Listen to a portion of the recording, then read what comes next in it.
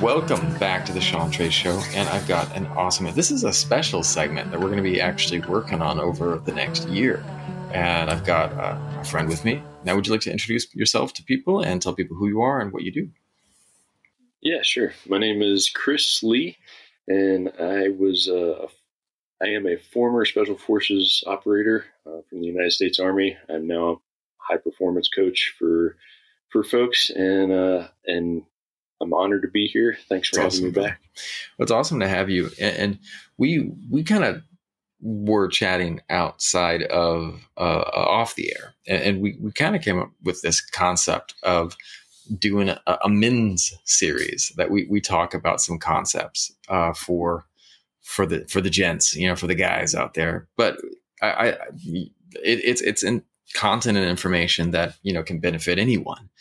But some of these ideas I think are really things that I had a gentleman on the other day to my podcast, and his whole thing is he is the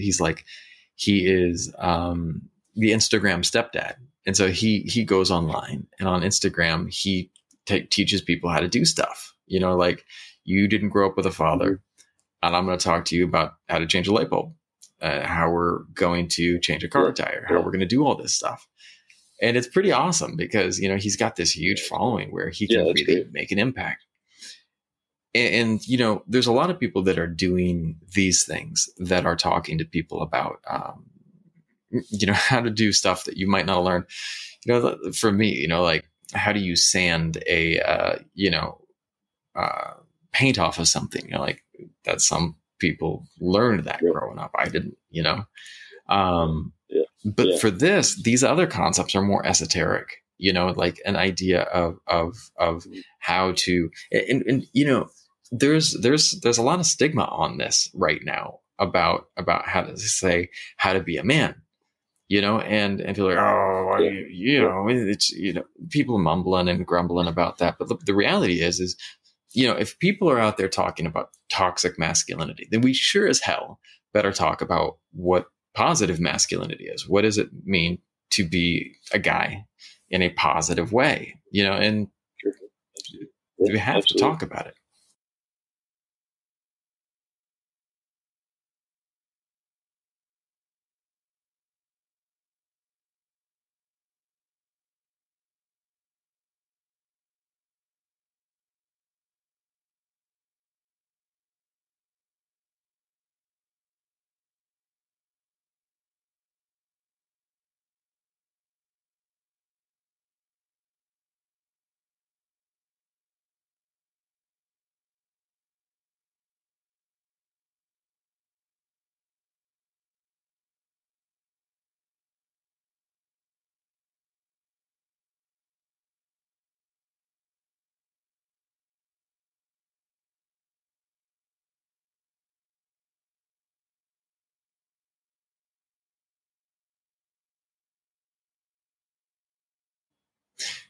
There was something that we touched on in the last conversation we had that kind of kicked this off as well, where you were talking about when you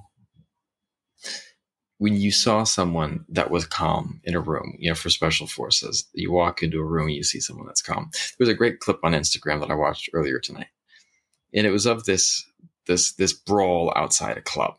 And there were these guys that were pushing, posturing, just all in people's faces. And 2 seconds later, there was this guy pushed one, and the guy that, like this guy who was like, I'll kick your ass, I'll kick your butt, man, I will mess you up. And there was one guy that just walked up from behind. He was really quiet, big guy, chubby, unassuming. Not a lot of people paying attention to him. Just walked up. The guy turned on him, and 2 seconds later, the kid's laying on the sidewalk, just like out cold. What no one knew is that boxer was a former heavyweight champion, and he just now was working as a bouncer.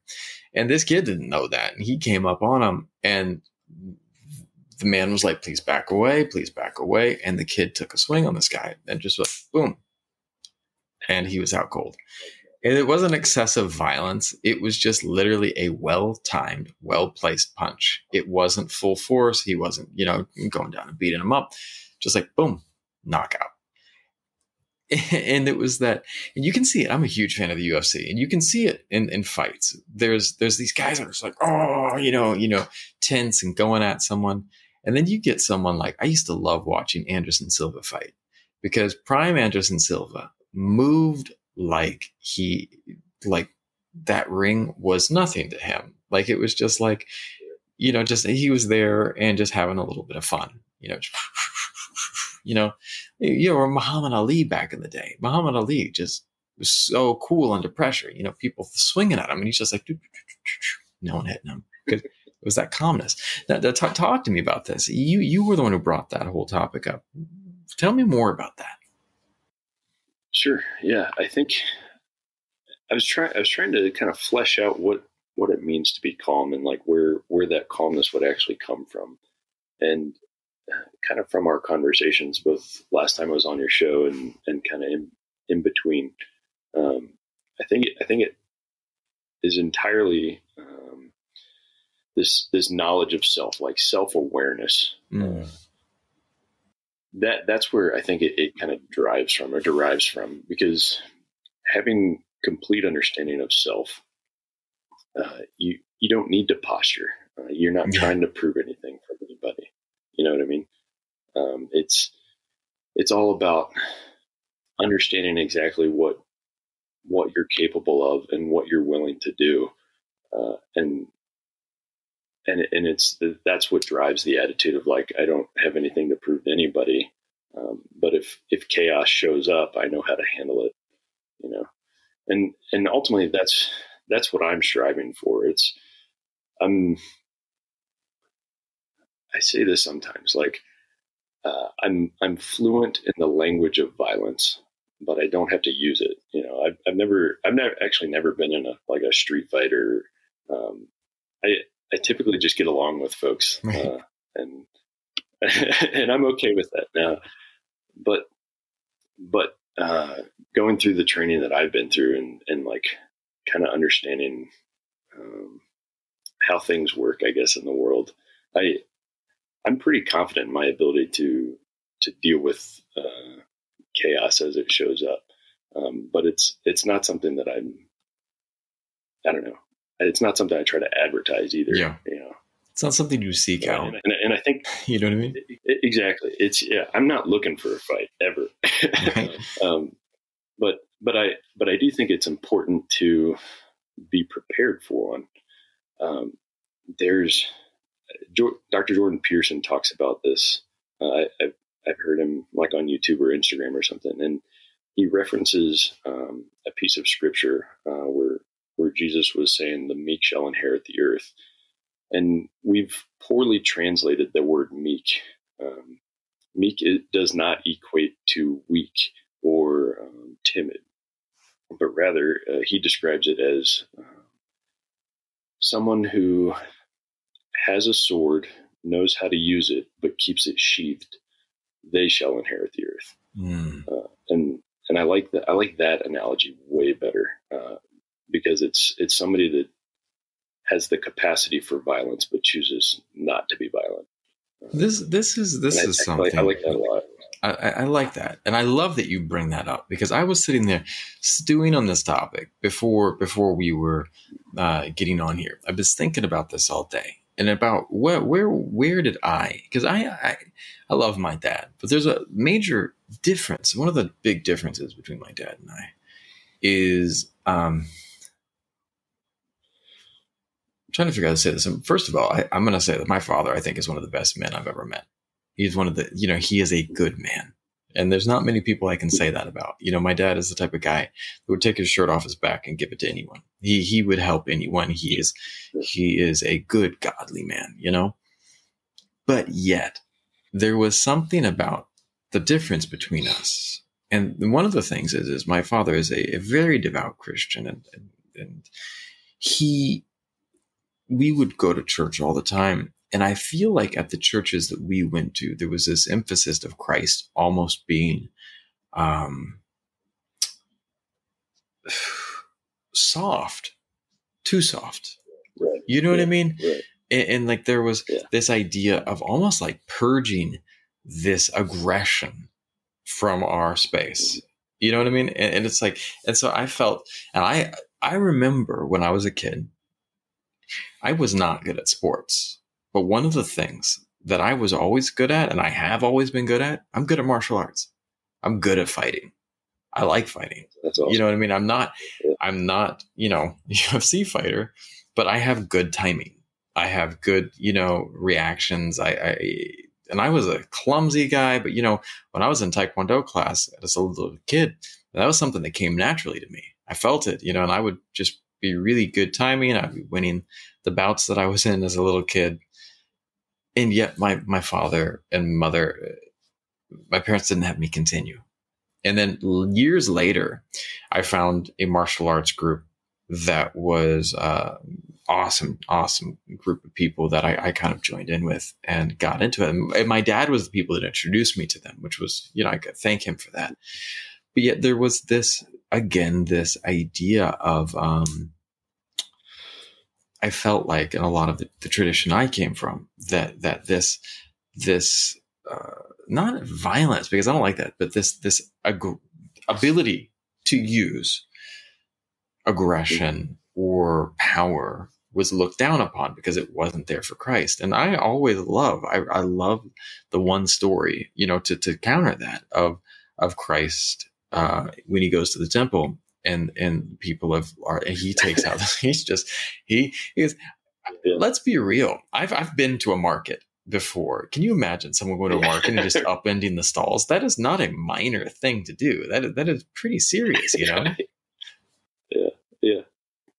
No, I totally agree. And I studied religion in college for my undergrad for a number of years. And I remember in one of my classes,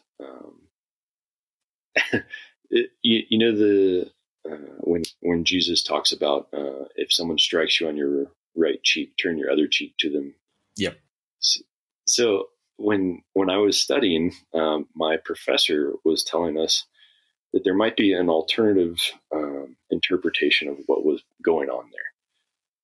So when Jesus was saying, if someone strikes you on your right cheek, if you kind of put the characters into position, that would require somebody to backhand you. And so when Jesus says, turn your other cheek to them, it isn't so they can hit you again. It's to tell them that if you're going to hit me, you're going to hit me forehand like a man. I'm not a dog that you can strike. I'm an adult that you will contend with.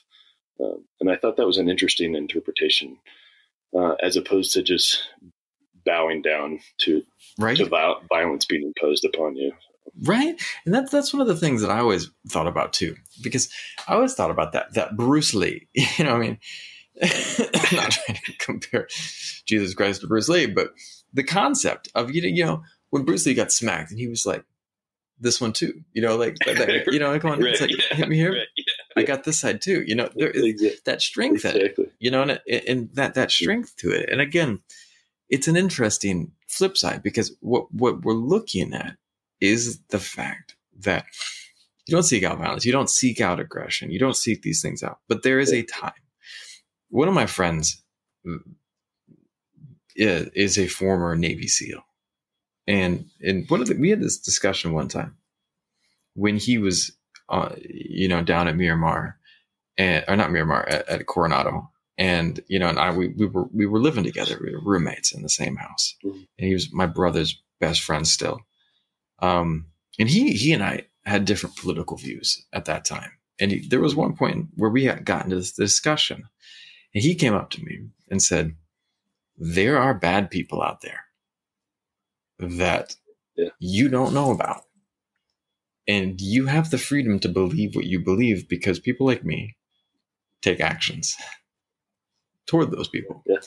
And one of the things that struck me was that, I love going back to look at stories of like World War II, where it was very clear that the Nazi forces in Europe were bad. What the Japanese were doing. Right. If you look at the rape of Nanking, if you look at like what was committed, this was bad. And what was happening when the call was answered? Jocko Willink posted this thing the other day, and I want to save it for later. But if not me, then who?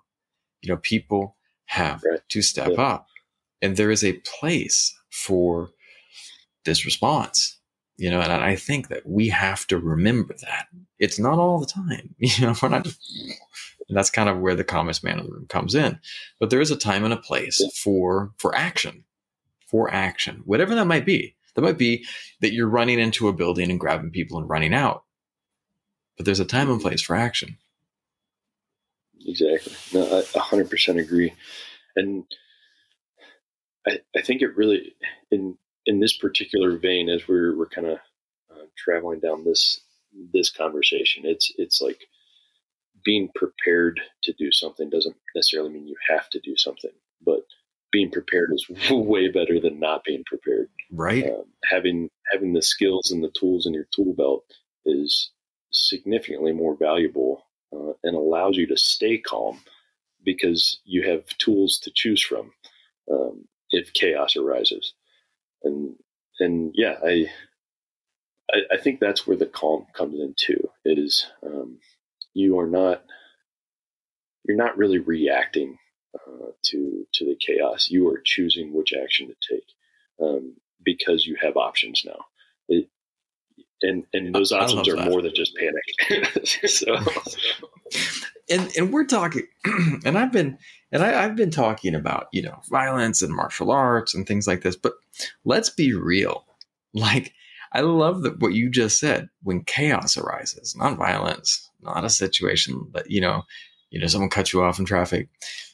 I think some of the places that my martial arts training has come in most and keeping calm under pressure was raising my daughter. When my daughter ate something or had stomach flu and it started coming out both ends at the same time, and my head is like, it's shooting in both directions. And I'm just like, must get to the toilet. We're as close as possible. And I just pick her up, exactly. Get to that position, aim the head down, point the back end in a different direction, and we, and it's just like keeping calm under pressure and, being ready for whatever that chaos might be. So here's the question. How does one be the calmest person in the room, the calmest man in the room? How do we do it? It's an excellent question. And I think there's a couple different approaches to it. We used to say often, you won't rise to the level of your aspiration. You will sink to the level of your training. My youngest, she was probably 6 at the time. We have a trampoline in the backyard, and she took a swan dive off that thing and face planted on our deck. And I was sitting right there. She was just trying to get off the trampoline. It has one of those net things around it too, but she had unzipped the thing and just like fell off and smashed her face on the deck. She starts crying immediately. So I look over at her, I pick her up, I take her inside. I was one of the medics on my team, and so I was kind of going through like neurological exam and checking for skull fracture and stuff like that. But about that time, the wife comes in and she's like kind of freaking out, and I'm like, that isn't helpful right now. So either step aside or calm down. Because the way I was viewing it is as heart-wrenching as it was, because it was my little girl. It was a problem I needed to solve. Yes, because solving the problem was the most important at the time, and to ensure that she was okay. And I can freak out later. Yes, but the problem is right in front of me, And so back to your question, how do you get that calm? I think a lot of it has to do. I think I was able to remain calm because I had a lot of medical training, and I had like a process in my head that I was going to go through. Yes, to try to work through it. Um, so, but not everybody has access to like intense medical training. But I mean, you can learn some things. Yes. CPR classes or learning how to properly do like the Heimlich maneuver, stuff like that is important. And it's a perishable skill if you don't train on it and practice it too. So I think that's one example. There was something that you said there. There's a couple of, there's a lot of gems right there. One of the first things is I want to go on and tap into something. And this is, I'm a big fan of Ryan Holiday. I'm a big fan of the whole neo-stoicism movement. I even enjoy the Baroicism. That's how, whatever it comes, whatever way, shape, or form. But if you go to Epictetus, one of the ancient teachers of ancient Greece, I believe, Epictetus had the idea of the dichotomy of control. The dichotomy of control is what can I control and what can I not control? And that's one of the things too, for me, that like one of the first things I start with is when I get into a situation that is getting bad or things start, hitting the excrement starts hitting the fan, so to say, as different things start going wrong, I try to start mentally compartmentalizing, is this something that I can fix? Like going back to your problem analogy, is this something I can fix? And is this a priority? We had a similar situation where my daughter was playing in my room right here, and her cousin shoved her off of the couch, fell backwards, bumped her head. And, at first she was like crying, and I was like, what do we do? Let's check her out. We checked her vitals. We started checking everything, and everything seemed fine. Look at her eyes, checking for concussions. Everything was fine. And I told my wife, and my wife was really stressed out, really freaking out. And I was like, at this moment, there's nothing we can do. Start monitoring her vitals, keeping an eye on her. If anything changes, we immediately go to the ER. And sure enough, a couple of hours later, she started feeling nauseous and vomiting. And my wife's like, is it okay? Should we stay home? So then I said, no, we are going immediately to the ER. Got to the ER, and she had a subdural hematoma. Just a little tiny buildup of blood between the brain and the skull. And she was okay. She recovered fine. Everything was okay. But they gave her medications that were able to treat that, and it's like, it was not something that, if we had have freaked out, if we had have overreacted, if we had have gone to the ER too early, it might not have shown anything. They might have done the CAT scan, or did a CAT scan.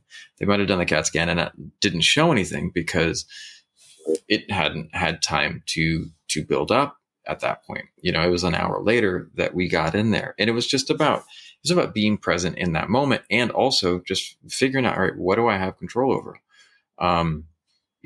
Imagine you're driving down the road and it's a cold day and there's black ice. Well, I can't control the fact that there's black ice. I can beforehand make sure that I have good tires on. That's something that could have leading up. I can slow down in the car. I can adjust my headlights in a way so that, I don't know if you need highs or lows for black ice, but slowing down is probably one of the most important things. And, if in any way, shape, or form I can prevent driving at night, that's even better, and there are things that you can do to prepare for that. But that's one of the first things that I think is always helpful for me, dichotomy of control. Yeah. And you're spot on. And I think, we as a society have developed a habit of getting overwhelmed with stuff, and most of it is outside of our control, and that's not good training, because when it does hit the fan, you're so used to trying to absorb all this stuff that's outside of your realm of expertise or your control at all, right? You're unable to act. Whereas if you have developed a habit of separating the world into things you can influence and things you can't, when the chaos shows up, you can do kind of a quick assessment, like, all right, what can I do? Let's do that. Yeah. and that's the thing too, is like, it's not your expertise. And that's another thing that I like that you just said in that point before with training. It was one of the things that impressed me about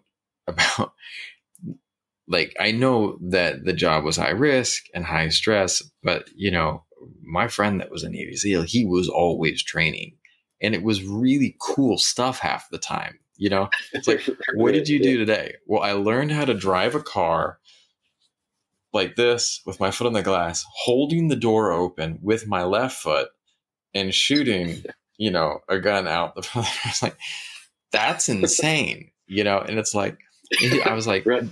It's like, well, that's, you train for it, because you never know what's going to come. And I think this is one of the important things of training, and whatever it might be that you need to train. Let's imagine that you are, I remember a moment that I froze up, and I trained, but it still wasn't something I was prepped for. I had done lifeguard training. I'm a very good swimmer, and I did lifeguard training at my school. And the first time that I was working as a lifeguard was on a 4th of July weekend. It was at the college pool that I was at. And I'm watching, and, it was a good shift. Everything was chill. Kids were diving off the swimming pool, diving board. And then all of a sudden there was one kid. I was like, is he struggling? Is he struggling? Is he struggling? And that was the thing, though, is by the time that I recognized he was struggling, he was already going under. And the other lifeguard was in, and she was on it, and she was seasoned, and she had been there, and she had rescued hundreds of kids, already at this point. And she instinctively saw the way that he was, his head was struggling to stay above water. She pulled him out. And I asked her, I was like, how did you know? And she said, practice. I've been there. Yeah, I've seen it. Yeah. You know what I mean? It's just like, and I was like beating myself up. I was like, oh, I had that feeling. And she's like, and next time you'll trust it. And next time you'll trust it because you've prepped and you're listening to it. And that's where practice is so invaluable. Practicing and preparing for whatever skill it is that you need. Yeah, no, I 100% agree. And,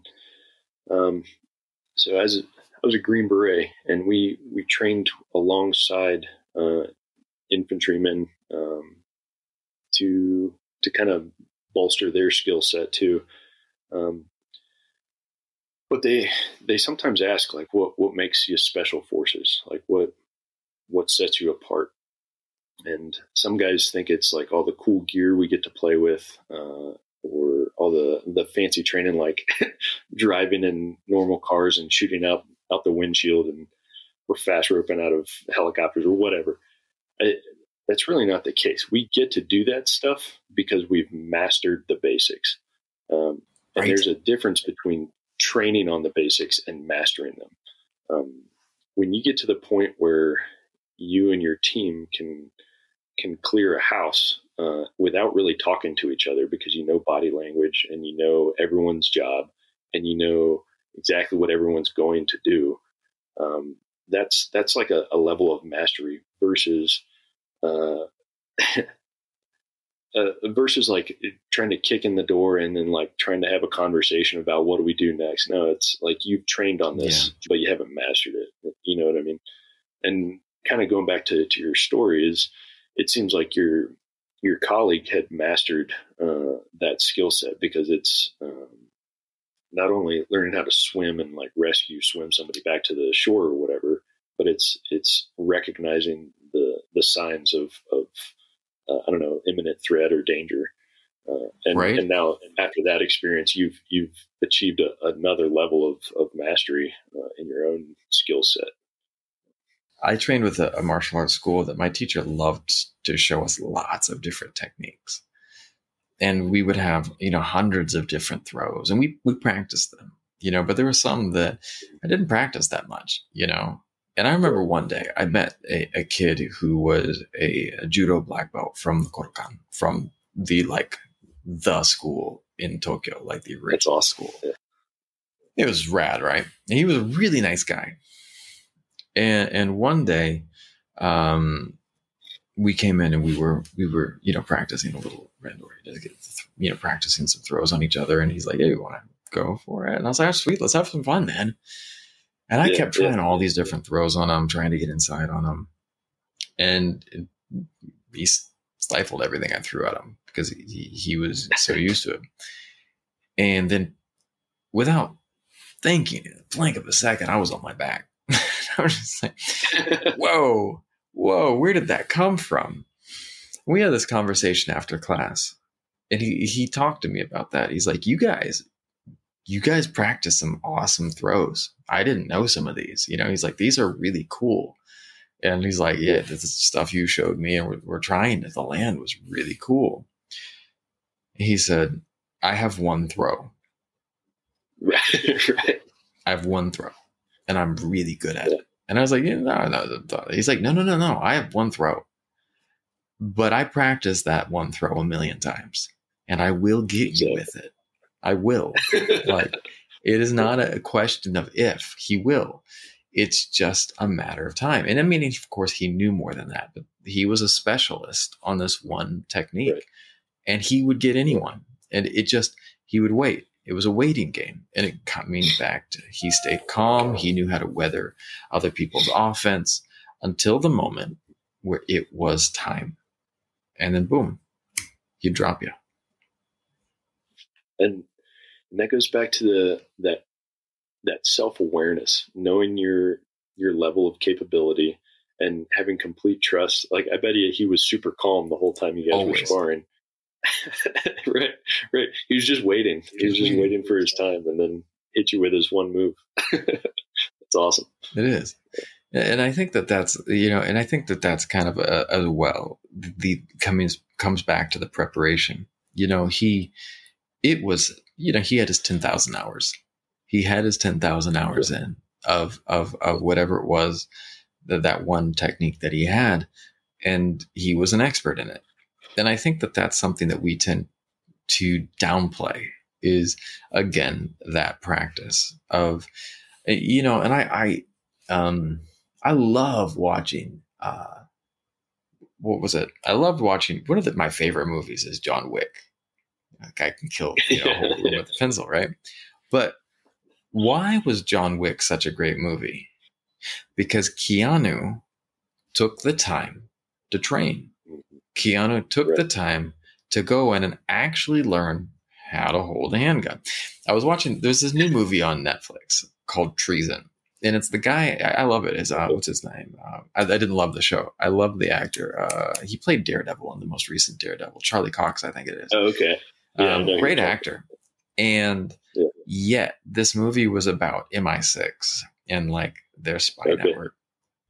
And watching the whole thing, and like suddenly there's like he becomes this young head of MI6, and he keeps sneaking off from his security detail. And I was like, there's no way in hell that the head of MI6 could sneak away from his security detail in the middle of the night to go meet up with people in random buildings. I was like, this is not going to happen, it's not going to happen. And one of the things that was so believable about John Wick was the fact that Keanu himself, and you watch the videos, he's out at the range and he's literally learning how to use each of the weapons correctly, and he was doing some speed, skills stuff, switching from shotgun, switching to handgun, then moving up to an automatic rifle. And it was like, wow, that's impressive, putting in the time so that when he has to go and do it in acting, he's prepared. Right. And it looks real too. On that vein, you can tell when somebody's held a weapon before in any kind of professional setting versus like somebody that's just picking it up as a prop, and it makes me vomit. Like their lack of like trigger discipline and flagging people as they're walking around stuff drives me bonkers. But that comes from like my experience of like it being ingrained in my head that, you have to be incredibly safe with these tools. And so I 100% agree. Like the time that Keanu spent on the range learning how to appropriately manipulate those weapon systems, it translated into the movie, and it made it significantly better because it was real. He was actually using the weapons properly, which was great. Right. Now, what else would you say? What are some other ways that a person could cultivate or develop this skill set? And I feel like we got Liam Neeson sitting in the corner here. I have a certain set of skills. Yeah, exactly. I think for my own journey, meditation is, I'm trying to integrate that more into my life. I even took on a meditation coach to kind of help me stay more consistent and do things properly. I had read a quote a long time ago that said, everyone should meditate for 15 minutes a day. And if you don't have time to meditate for 15 minutes, you should meditate for an hour. And I think for me, meditation will eventually become a superpower. I firmly believe that, because it is the deliberate practice of sitting in stillness and being calm. And if that becomes a daily practice, it then becomes second nature and is, again, one more tool in your tool belt when chaos shows up. Deliberately practicing calming your mind, particularly nowadays when there's so much distraction. And I know that's super cliche to say, but like, it is what it is. But spending time to deliberately calm your mind and sitting in stillness with just yourself is a skill set that not many people have the patience for, but is so important. And so, in my view, it's so necessary nowadays, because I don't want to just be the average person that's addicted to their phone anymore. Right. I want to have the mental capacity to separate myself from like the dopamine fix that I can get from scrolling. Right. So to answer your question, yeah, I think meditation for sure. I see it so much, and people like just walking down the street. I saw some guy walk into a pole yesterday. Jeez. Come on, man. But there's a great book for anybody who might be listening who wants to dive into meditation, because I know some people, there are still some people that have a hard time separating out meditation from the idea of different spirituality systems behind it. If you want to read it, it's a phenomenal book that dives into this topic and just is done by some amazing people. It's called The Buddha's Brain: The Practical Neuroscience of Mindfulness. And it's written by some MDs, 2 doctors that are also experts on mindfulness. And the whole book is looking at how the way the brain is wired and talking about why we need to practice mindfulness. And it goes way back, because we think of the upper brain, right? The neocortex. It's our higher brain. And that part of the brain makes us smart, makes us savvy, allows us to tell jokes and fun things like that, create art. But that lower, part of the brain, the midbrain, is very much an animal brain, very much a brain that's still, my daughter has 2 pet guinea pigs, and they hate being picked up from above because things that pick them up from above eat them, it's like talons, things that bite them. And they're the cutest little animals, bitchy as hell, but they're adorable little things. And they're sweet. They'll start chirping at you. They want food, but then you get too close to them and they'll try to kick you. They're funny like that. But their brain is wired toward staying away from things that can eat them. And our brains are too, to a degree. We still have that programmed into us. The book goes into why. The why is actually pretty cool, right? If you, our pleasure-seeking part is not as strong as the avoiding pain. And why is that? Well, if I see a possible potential mate going down the street and I miss my opportunity, there will probably be more opportunities. If I miss a meal, there will probably be more opportunities to get that meal. So when we do not get that dopamine release, the brain doesn't punish us as much. However, our avoidance part of our brain is way stronger, because if we don't run from the dinosaur, it will dismember us.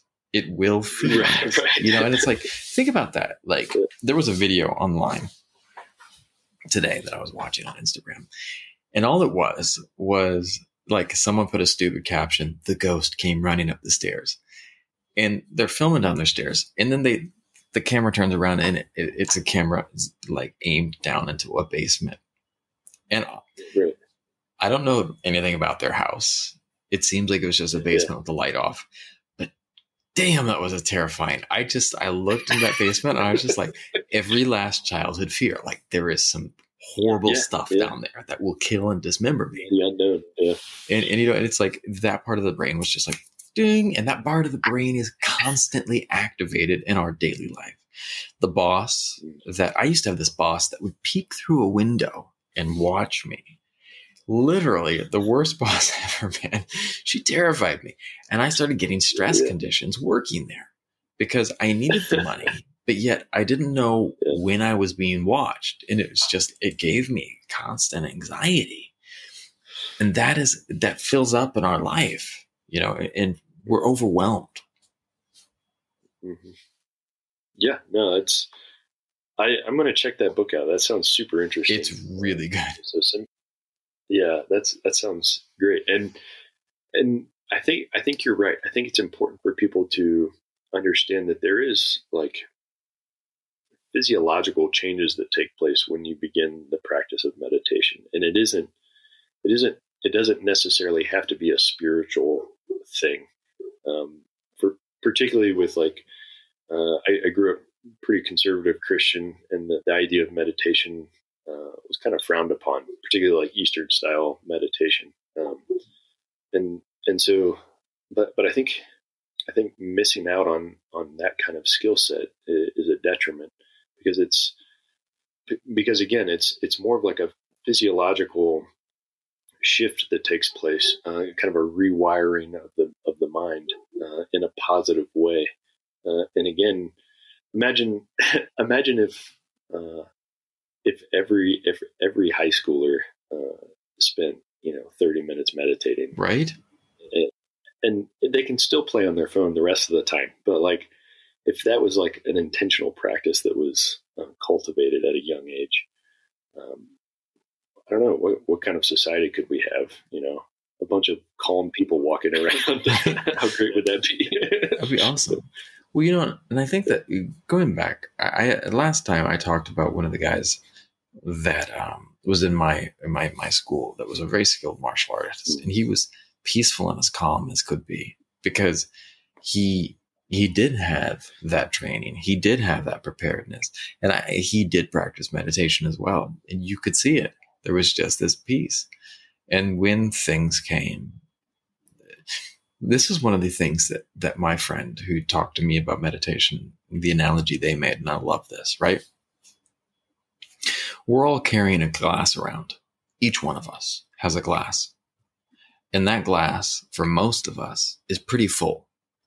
So when any extra water is poured in, it immediately spills. The more that you can clean out your glass and pour it out so that you are carrying around less, the more that you can take. And so you can be having a ton of stuff dumped on you, and you're just like, I'm good. There's plenty of room in there. And, versus the days that all of us are stressed and you are feeling full, those are the days that you need meditation more. And this is the thing. There was this great expert that I spoke with. I think his name was Robert Jempolsky, and he was the expert on stress. He was the stress guy, and they did some studies on baboons. Horrible, not getting into the debate on ethics of animal testing. But what they found is that when they induce stress in animals, these animals developed heart disease, they developed cancer, they developed all of these conditions. When the stress was removed, the animals returned to health just like that.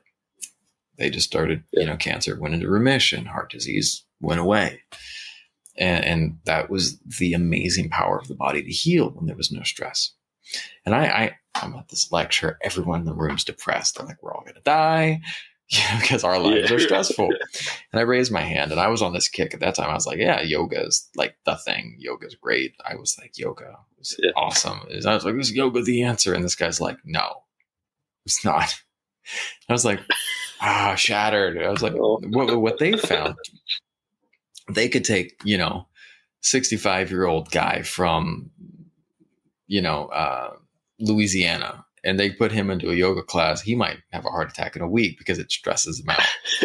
But they send that same guy to go fly fishing, or to go and, watch his weekly football game, or whatever it might be. That is his practice of kind of cleansing, of dumping.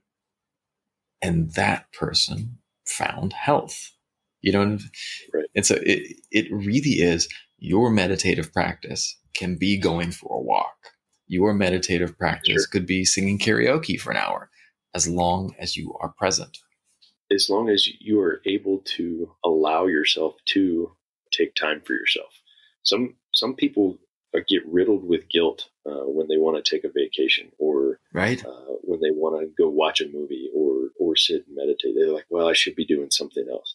And that is just stress you're putting on yourself, denying yourself that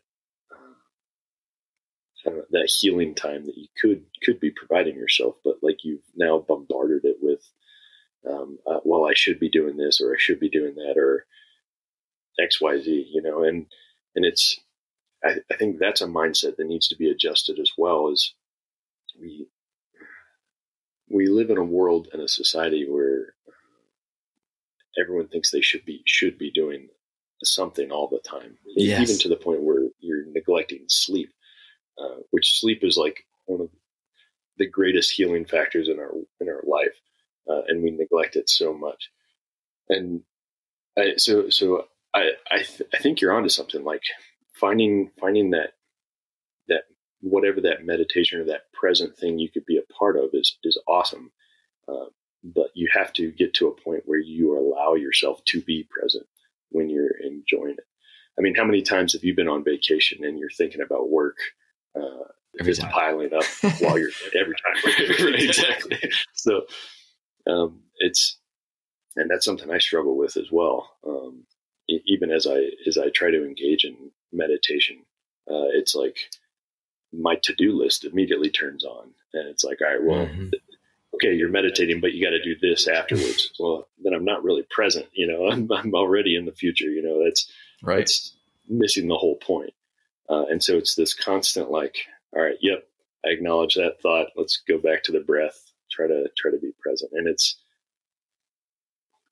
for me, at least in my early part of this journey of meditating, it's this constant returning to the moment. And it's like every couple of seconds I have to return back to the breath, because my mind is just going crazy, and it takes practice, and it's uncomfortable, but I think it's good too. I'm with you. There's one last thing that popped into my head, and it was something that I remember from my dad had said about this one guy he read about, Desmond Doss. There was a story about him, a movie made about him. Mel Gibson produced it, but Desmond Doss story, my dad told me about 15 years ago. And my dad was like, you got to hear about this guy, Desmond Doss. My dad's wife's cousin produced a Desmond Doss documentary. And my dad kept saying, Terry's going to get this movie made in Hollywood. Terry's going to get this movie made in Hollywood. I was like, right, Dad, that's tough to make a movie in Hollywood. He got the movie made, got Mel Gibson on board. And, and one of the stories is that guy was running through, it was in Okinawa, absolute scene of carnage, Hacksaw Ridge. was a place where the Japanese were entrenched. They had the superior position. They were, they had machine gunners that were just mowing down the Allied forces. And Desmond Doss kept running out, grabbing people, lowering them back over the cliff. And I think it was 100+ people that he lowered to safety that day. And it always reminds me of that. I don't remember who I asked. I think it was one of my martial arts teachers. I say, how do you deal with that fear that all of us have, that creeps in? And he said this, and this is, I think, something that I think is really important, that is missing for a lot of people: a life of purpose. He said, if I draw breath, if I'm still drawing breath, there is something that my version of the divine, my higher power, has me here to do. And as long as I'm drawing breath, my job is not done.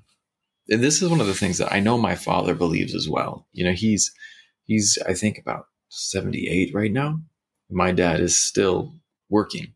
He is not retired, and he will not retire, I don't believe, until, the day that he is done and his purpose is done. And that is the beauty of that, and was always inspired me. And I think that that's something that's so important too, of there is a calmness. Why? Because I have a higher purpose in this life. And if it's my time to go, it's my time to go, and understanding, and this might be for bigger things. It might not help when your daughter's, vomiting and having explosive diarrhea at the same time, but maybe at the same time it does, to that level of faith, and maybe it's simply faith in your training, faith in your abilities. I think there is something about that idea of purpose, is also important, that was something that, I've always respected about Special Forces guys as well. They're serving a higher purpose of protecting people, of national security.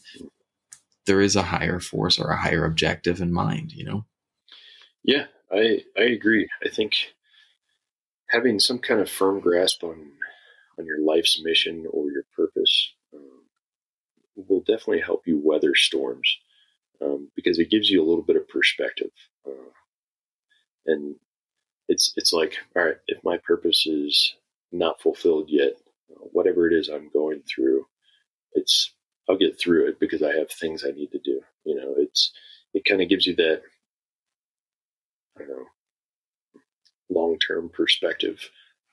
So when the things that seem really big right now and today, you can take a step back and be like, all right, this isn't really that big compared to where I'm going, and compared to the things I'm going to accomplish. And so I can separate myself from today's chaos and acknowledge it for what it is, and it's inconvenient and uncomfortable. But yeah, that purpose is keeping me on azimuth, and I'm on track now. And so I can weather this storm. I totally agree with you. There was a great discussion I saw.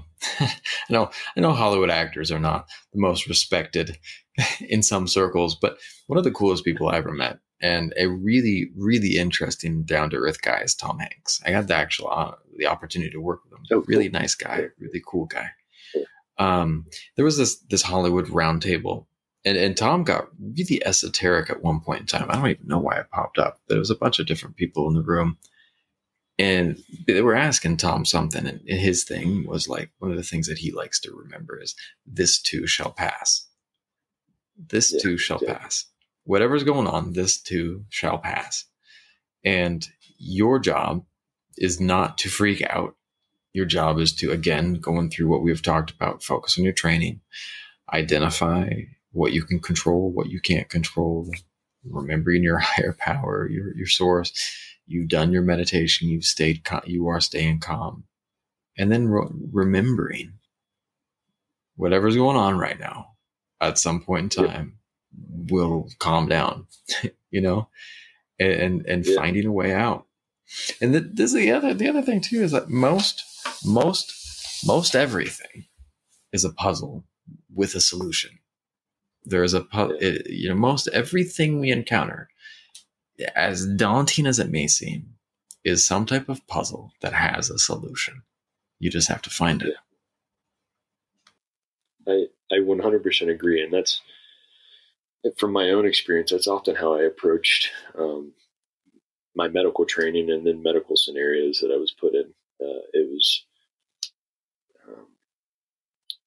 some of the scenarios, the training scenarios that I was forced to go through were pretty stressful.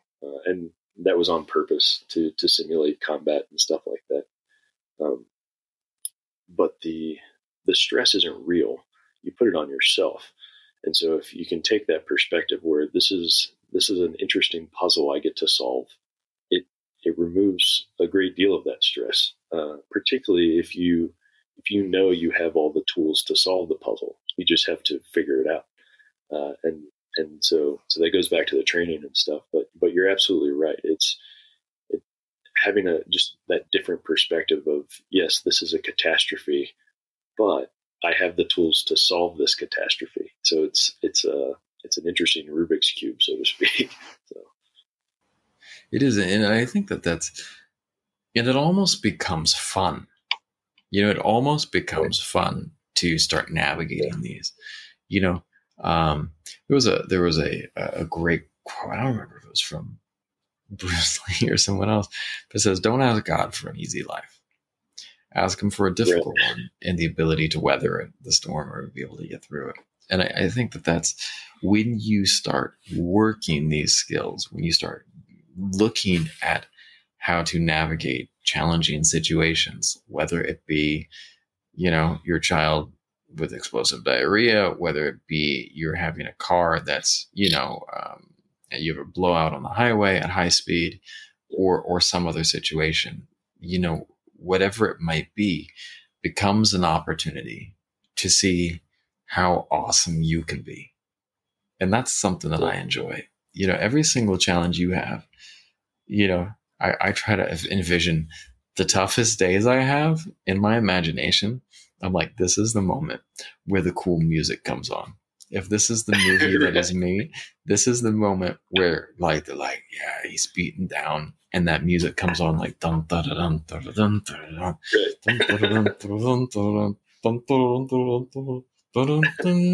I'm just like, yes, this is the moment where he gets up. He's picking himself up. And the hero's going to emerge, Yeah. No, I really like that analogy too, because an exercise I used to kind of give myself was, if they were going to make a movie about my life, what kind of movie would it be? Would it be a comedy or an action film, or I don't know, a boring documentary? But yeah, I think there's something to that. Is difficult situations are actually opportunities to shine, and opportunities to showcase your ability to weather storms, which is again a different perspective when viewing difficult situations. And it doesn't mean you're always going to knock it out of the park, but it means that I don't know, you've gotten a little bit closer to achieving that calmness, and you're pursuing that ability to deal with situations. And so, yeah, I like the movie analogy a lot. Right. What kind of music is playing in this scene? There was earlier in my life, I was dealing with some real health challenges. It's easy when you feel strong to navigate stuff.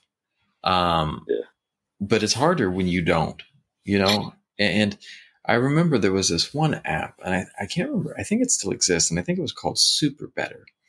What the app does is the app essentially gamifies the challenges that you're having and how to overcome them, and you get points for stuff. Yeah. So, for me, I had some type of viral pericarditis, and then it just was causing it. So I couldn't walk 10 feet without being winded and feeling like my heart was just going to beat, excessively out of my chest. It sucked. It was a horrible experience. Yeah. And yet the doctor's like, you need to walk. You need to push yourself to stand up, go down the road and come back. And I would give myself points for standing up, climbing the stairs. It would feel horrible. Right.